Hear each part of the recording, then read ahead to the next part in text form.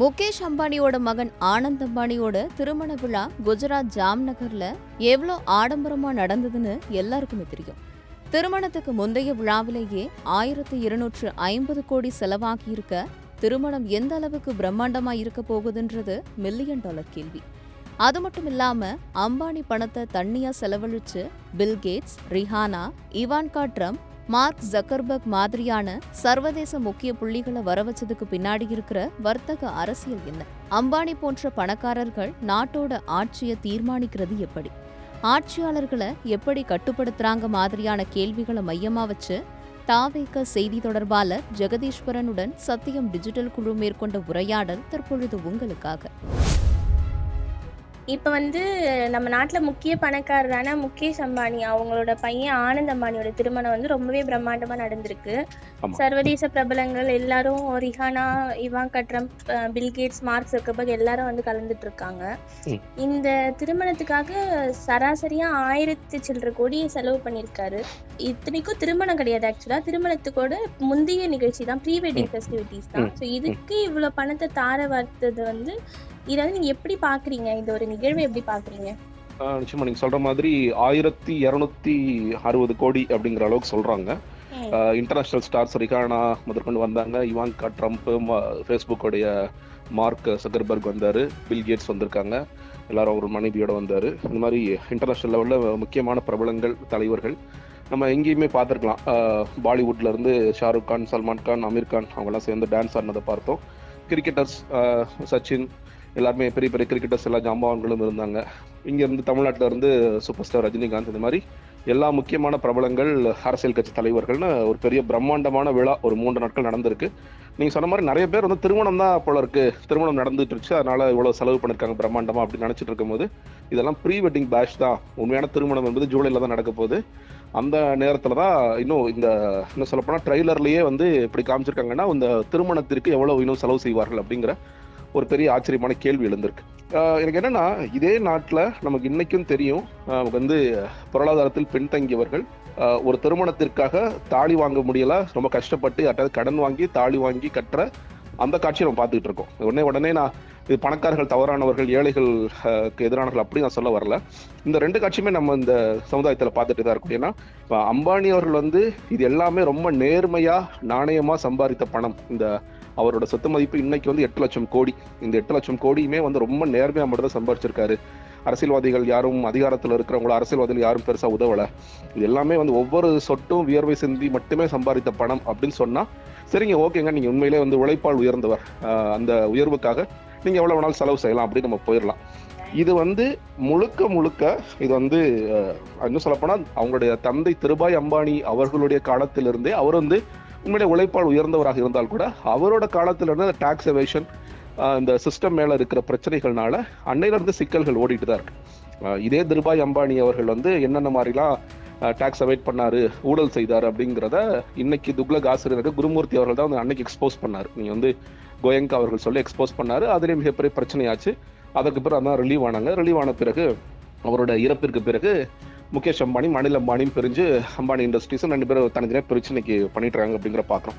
நீங்க முகேஷ் அம்பானி அவர்களுடைய அந்த பிரிவிற்கு பிறகு இவங்க 2 பேரும் தனித்தனி அண்ணன் தம்பி 2 பேரும் பிரிச்சுக்கிட்டதுக்கு, அந்த சொத்துக்களை பிரிச்சுக்கிட்டது பிறகு, கம்பெனிஸை பிரிச்சுட்ட பிறகு பார்த்தீங்க அப்படின்னா 2020ஆம் ஆண்டு முகேஷ் அம்பானி தன்னுடைய கடன்கள் எல்லாத்தையும் அடைச்சிட்டேன்னு சொல்லிட்டு ஒரு பெரிய அறிக்கை ஒன்று வருது. நாங்கள் இது வரைக்கும் கிட்டத்தட்ட நான் சொல்றது 1.5 லட்சம் கோடி அளவிற்கு ஒரு கடன் இருந்தது.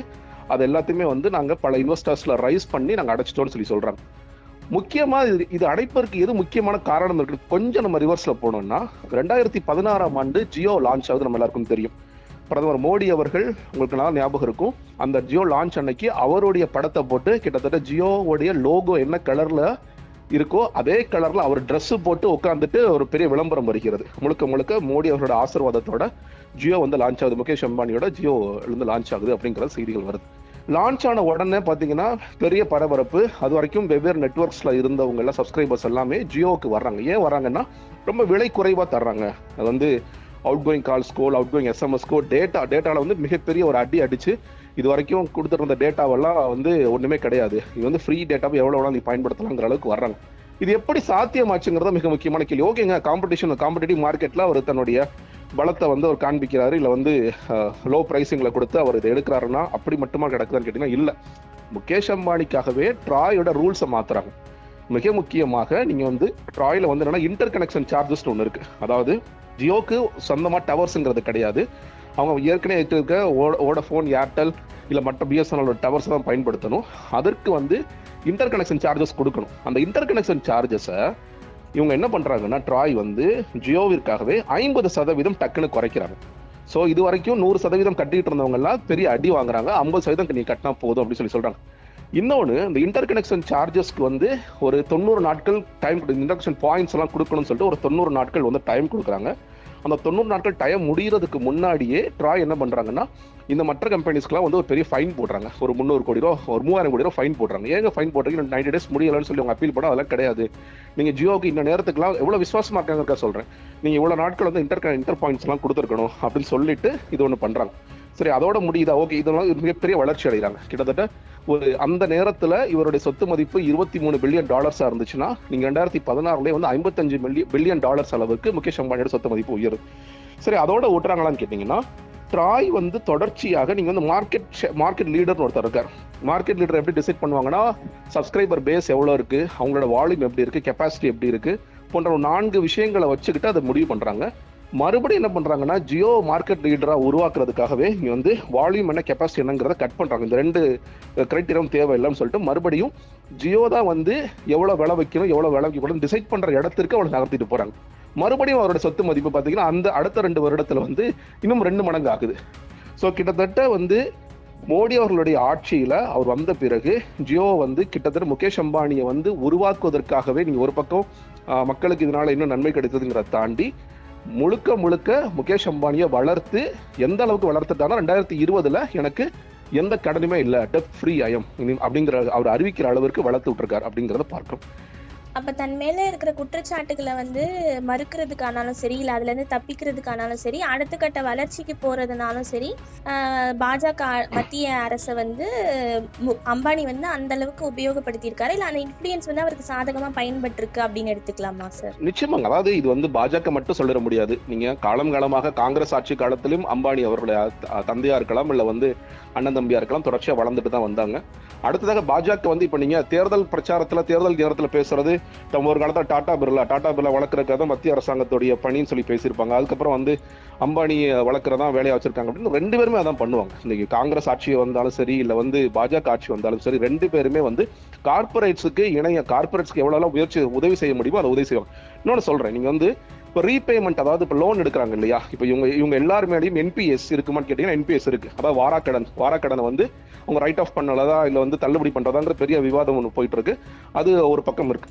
அந்த என்பிஎஸ் கட்டுறது பார்த்தீங்கன்னா முன்னாடி, அதாவது மோடி ஆட்சி காலத்திற்கு முன்னாடி வந்து 10 ஆண்டுகளுக்குள்ள ரீபேமெண்ட் பண்ணணும், நம்ம திருப்பு செலுத்தணும்னு ஒரு சட்டம் வந்தது. அதை இவங்க என்ன பண்றாங்கன்னா 10 ஆண்டு இல்லப்பா, ஒரு 25 வருஷம் வச்சுக்கோங்க. இது வந்து நம்ம முகேஷ் அம்பானி பத்தி பேசணும். இவர் அதானியோட வளர்ச்சிக்கும் மிக முக்கியமான ஒரு விஷயம் இதுதான். அவரோட அதானியோடைய வளர்ச்சி பார்த்தீங்கன்னா மோடி அவர்கள் குஜராத்ல முதலமைச்சரா இருக்கும் பொழுதே அவருடைய சொத்து மதிப்புங்கிறது ரொம்ப சாதாரண நிலைமையில இருந்து கிட்டத்தட்ட ஒரு அசெட்ஸ் வந்து ஒரு 5000% உயர்ந்துச்சு. அதற்கு பிறகு தொடர்ச்சியாக மோடி அவர்கள் ஒரு பக்கம் பல வெளிநாடுகளுக்கு போறாரு, முதலீடுகளை ஈர்க்கிறதுக்கு போறாருன்னு சொல்லிட்டு வந்தீங்கன்னா ஒரு 15 நாடுகளுக்கு மோடி அவர்கள் போயிட்டு வந்த பிறகு அந்த 15 நாடுகள்லையும் இவர் அதானிக்கு வந்து பிசினஸ் வளருது. எல்லா இடங்கள்லயும் வந்து அவருக்கு நிறைய லிங்க்ஸ் கிடைக்குது. நீங்க டிஃபென்ஸுக்கு போறாங்க, இதுக்கு முன்னாடி அதானி இதெல்லாம் பண்ணிருக்கவே மாட்டாங்க. டிஃபென்ஸ்ல டீல் எடுக்கிறாங்க, பவர்ல எடுக்கிறாங்க, எனர்ஜி செக்டார், என்னென்ன செக்டார் இருக்கோ எல்லா செக்டார்லையும் வெளிநாடுகள்ல இருந்து அவருக்கு ரொம்ப சுலபமா கிடைக்குது. ஒரே ஒரு காரணம் என்ன, அதானி வந்து மோடியோட க்ளோஸா இருக்காருங்க, ரொம்ப நண்பர். அவர் வந்து நாட்டுக்கு உழைப்பதை விட அதானிக்காக ரொம்ப கஷ்டப்பட்டு மெனக்கட்டு உழைக்கிறாரு. அப்ப அவருக்கு நம்ம செய்யணும் அப்படிங்கிறது அவரோட சொத்து மதிப்புங்கிறது யாரு அதானிங்கிற தெரியாத அளவுக்கு இன்னைக்கு இருந்து உலக பணக்காரர்களை 3வது இடத்துக்கு 4வது இடத்துக்கு ஒரு மாறி வந்துட்டு இருக்காருங்கிற அளவுக்கு இன்னைக்கு போயிட்டு இருக்குங்கிற பார்க்கிறோம். நீங்க எல்லா இடங்களும் இப்ப ட்ராயோடைய சேர்மன் பாத்தீங்கன்னா வரலாற்றுல ஒரு தடவை கூட திரும்ப அவர் வந்திருக்கவே மாட்டார். ஜியோ வந்த பிறகு அம்பானிக்காகவே வந்து அவரோட சேர்மனை மறுபடியும் அவருக்கு வாய்ப்பு கொடுக்கு. 2 வருஷம் ஓகே இருந்துட்டாரா, நல்லா செஞ்சு கொடுத்துருக்காங்க, ஜியோ வளர்க்கறதுக்கு அவர் பாடுபட்டு இருக்காரு அவரு, அதை திரும்ப 2 வருஷம் அவருக்கு கொடுங்கன்னு சொல்லிட்டு அம்பானி அவர்களோட கோரிக்கையின் பேர்ல மறுபடியும் அவருக்கு அந்த பதவி அவர் நீட்டிக்கப்படுகிறது. இந்த அளவிற்கு நீங்க ஒரு செக்டார ட்ராய் வந்து பாத்தீங்கன்னா எப்பவுமே ரூல்ஸ் எல்லாம் ரொம்ப ஸ்ட்ரிக்டா வச்சிருப்பாங்க அப்படிங்கிற பேரெல்லாம் இருக்கும். ஆனா அந்த ஒரு நிறுவனத்தையும் வந்து எப்படி காலி பண்ணி ஒரு தனிநபருக்காக எவ்வளவு மெனக்கெட முடியுமோ அந்த மெனக்கெடுதல் எல்லாவற்றையுமே வந்து இந்த பாஜக அரசாங்கம், மோடி அரசாங்கம் கிளியரா செஞ்சுட்டு இருக்காங்கன்னு தான் பாக்குறேன். இப்ப ஆட்சியாளர்கள் வந்து இவ்ளோ வந்து பண்றாங்க இந்த மாதிரி அம்பானி, அதானி போன்றவர்களுக்குன்னா அந்த அளவுக்கு அரசுக்கு திரும்பி அவங்க கிட்ட இருந்து பலன் வருது அப்படின்றதையும் நம்ம புரிஞ்சுக்கலாம் இல்லையா சார்? இல்லைங்க, நீங்க பலன் நீங்க அதை எப்படி மெஷர் பண்றீங்கன்னா, நீங்க வந்து நமக்கு growth இருக்கு. இப்போ பல நேரங்கள்ல இப்போ இந்தியாவில் சமீபமாக பயன்படுத்துகிற வார்த்தை என்ன தெரியுமா? Jobless growth. நீங்க ஒரு பக்கம் இப்போ மோடி அவர்களே சொல்லும்போது பொருளாதாரத்தில் நம்ம 4வது இடத்துல இருக்கோம், நான் 3வது இடம் வரும்போது 3வது இடத்துக்கு கொண்டு வந்துருவேன்னு சொல்லி சொல்றாங்க. அதிலே நிறைய விவாதங்கள்லாம் இருக்கு. ஆனா எவ்வளவு பேருக்கு வேலை வாய்ப்புகள் கிடைச்சிருக்குன்னு தான் கேள்வியாக இருக்கிறது. நீங்க ஒரு பக்கம் கட்சியோட பர்சனல் growth அது இருக்கு, அது ஆப்வியஸ்லி வந்து எலக்டோரல் பாண்ட்ஸோட கேஸ் நம்ம பாக்குறோம். தேர்தல் பத்திரங்கள் எஸ்பிஐல எங்க தேர்தல் அங்கே மட்டும்தான் எல்லாரும் வாங்கியிருக்காங்க. இந்த டேட்டாவை எடுத்து கொடுக்கறதுக்கு எனக்கு தெரிஞ்சு எடுத்து கொடுக்க வேண்டிய அவசியமா ரெடியா இருக்கு எஸ்பிஐ. அந்த பேப்பரை கொண்டு போய் நீங்க வந்து சுப்ரீம் கோர்ட்டை சப்மிட் பண்ணணும். அதையே சப்மிட் பண்ண மாட்டேங்கிறீங்க. ஏன்னா இந்த தேர்தல் பத்திரங்கள் கொடுத்தது யாருன்னு கேட்டீங்கன்னா நம்ம பேசிக்கிட்டு இருக்க, நான் ரொம்ப ஓப்பனாவே சொல்றேன், இதை கொடுத்துட்டு இருக்க அத்தனை வாய்ப்புகளும் அம்பானி, அதானி இவங்க தான் அதிகமா கொடுத்துருப்பாங்க. ஏன் கொடுத்துருக்காங்க? மோடி எங்களுக்காக இவ்வளவு கஷ்டப்படுறாரு, நாங்க பர்சனலா வளர்றதுக்காக இவ்வளவு கஷ்டப்படுறாரு, அப்ப பிரதி உபகாரமா நாங்க கொடுக்கிறோம். ஆனா உச்சநீதிமன்றம் என்ன பார்வை சொல்லுது? இது தவறு. இது கிட்டத்தட்ட நீங்க கேபிட்டலிசத்துக்கும் குரோனிக் கேபிட்டலிசம் வித்தியாசம் இருக்கு. நீங்க வந்து ஒரு முதலாளி இங்க வளரணும் அப்படிங்கிறதுக்காக இங்க வந்து நம்ம தொடர்ச்சியா நம்ம குளோபல் இன்வெஸ்டர்ஸ் மீட் எல்லாம் வைக்கிறோம்.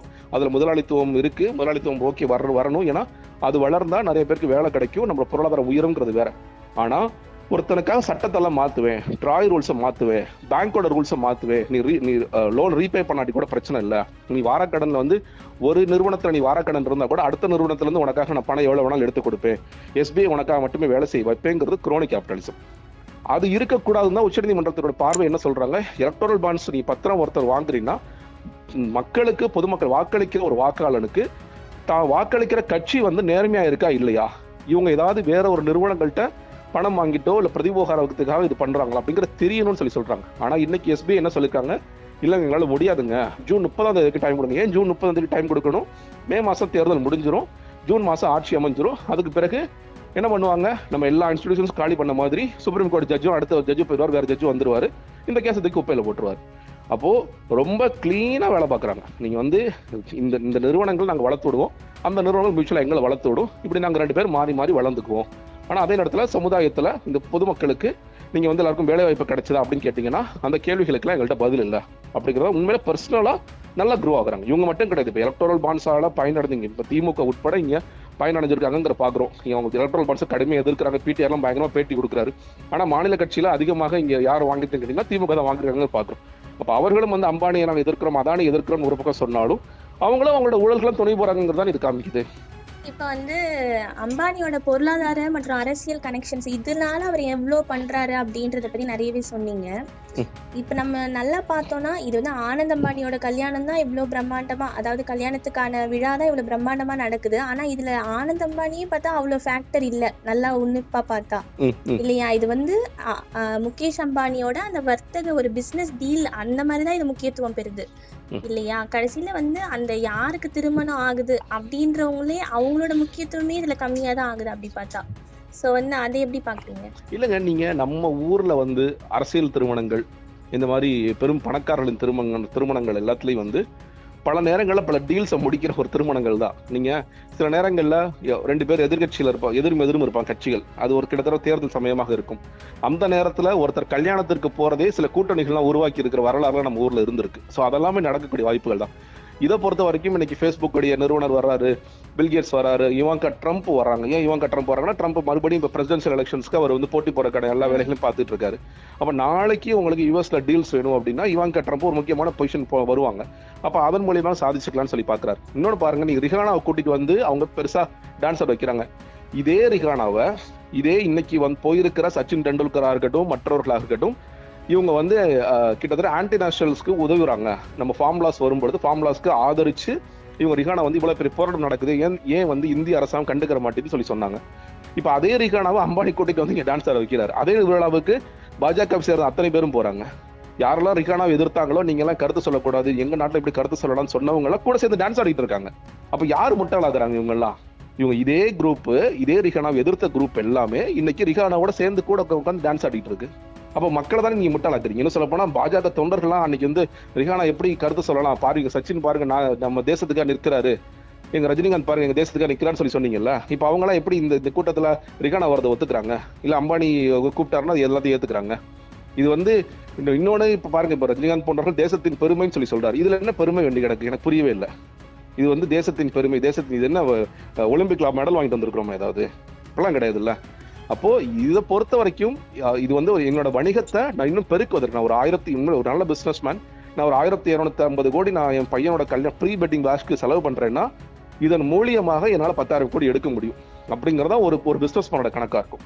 இல்லை என்னோட பையன் அடுத்த லெவலுக்கு வர்றான், அவன் வந்து அடுத்த பிசினஸ் மேனா உருவாக்க போறான், என்னோட மருமகளுமே வந்து ஒரு பெரிய குரூப்ல தான் வர்றாங்க, அப்போ அவங்கள பெரிய பிசினஸ் உமனா அதற்கான வேலைகளை கதவுகளை இன்னும் பெருசா திறந்து விடுறாங்க. அதற்கான வேலைகள் தான் அப்படிதான். இன்னும் சொல்ல போனா நிறைய நேரங்களில் பிசினஸ் மேன் அப்படிதான் யோசிப்பாங்க. அந்த கணக்குகள் நிச்சயமாக இருக்கும். ஓகே சார், உங்க டைம் ஸ்பெண்ட் பண்ணி எங்க நேயர்களுக்காக பல தகவல்களை பகிர்ந்துக்கிறது நன்றி சார். நன்றி. விறுவிறுப்பான அரசியல் பார்வைகள், இன்னும் நிறைய விஷயங்களை தெரிஞ்சுக்க சத்தியம் டிஜிட்டல் கூட எப்பவும் இணைஞ்சிருங்க.